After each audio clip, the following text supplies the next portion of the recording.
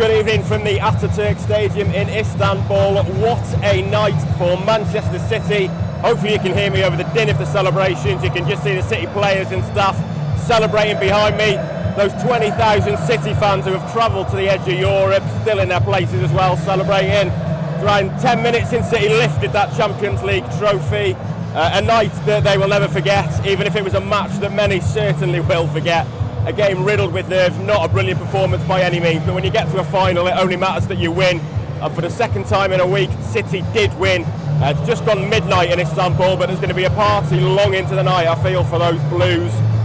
First Champions League title, an historic treble, the Premier League, FA Cup and the Champions League all won in a season where no one really talked about that until February or March at the earliest. Usually it's on the agenda for City in January, but they've had to fight this year. They've not been at their best, and it's only a few months we were thinking they might end up with nothing, that they wouldn't win the Champions League, and look where they are now. You can see them down on that pitch celebrating a phenomenal achievement. Like I say, we'll cover the game first. Not a brilliant game by any stretch. I thought City started alright for 5 minutes, but then got nervous quickly. So many misplaced passes, just loose, and in the first half an hour alone, 3 times Guardiola was trying to get a message onto his players to just calm it, to cool down. Midway through the half you could see him pushing his palms to the floor in that calm down gesture. When Ederson presented Barella with a chance to chip him, there was a shout saying relax, and then De Bruyne going down injured on the half an hour. Guardiola called the rest of the outfield players in for a huddle and just tried to get that message across to play a natural game, but by then I've been sucked into that feeling that things weren't going for them.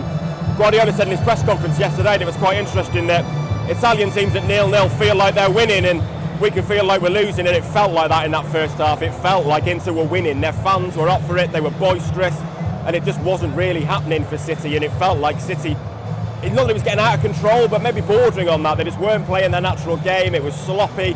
Haaland with the only real decent chance in that first half, and it felt at half time like something needed to change. De Bruyne went off injured in that first half, so cruel for him.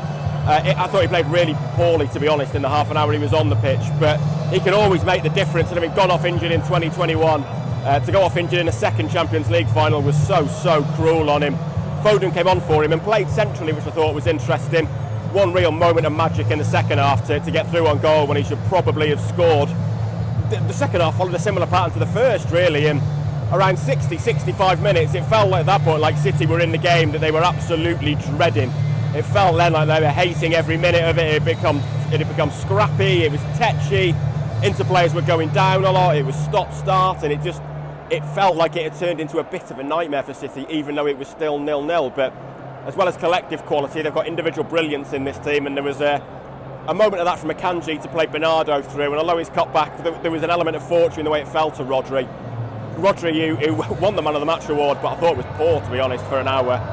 Strided onto the ball so calmly, and from 18 yards just stroked it into the corner, picked his spot, threaded it through two or three Inter defenders, gave Anana no chance, and that was that. Ball in the back of the net, incredible celebrations, and it was all about holding on after that, and City just about did. There was some nervy moments. Inter almost equalised immediately, and then a moment in the 90th minute where I think heart stopped. There was one supporter on the big screen here whose face was contorted when Lukaku had that last minute chance, and you could tell why. It was pure agony. The cross came in, and Lukaku 6 yards out, had to score really, headed it down, and it just hit Ederson on the shin, you would say, and rebounded, and Diaz just threw his head at it, and somehow it went wide of the post when it could quite easily have gone in his own goal. It was a nerve-stopping, heart-stopping moment.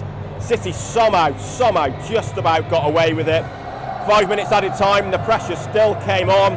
Even the last action of the game was a corner where Ederson made a superb save. Ederson made some excellent saves late on, and I think Inter in the end had probably the better chances, partly because they were chasing the game at that point.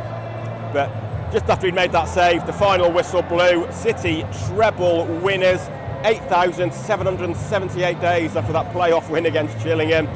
Plenty of fans in this stadium who would have been at Wickham and Wrexham and York and Stockport back in those days, who probably pinching themselves now, celebrating here that City have conquered Europe, that they have won the treble. Of course, that 99 season they had to watch United win the treble. They've now matched it.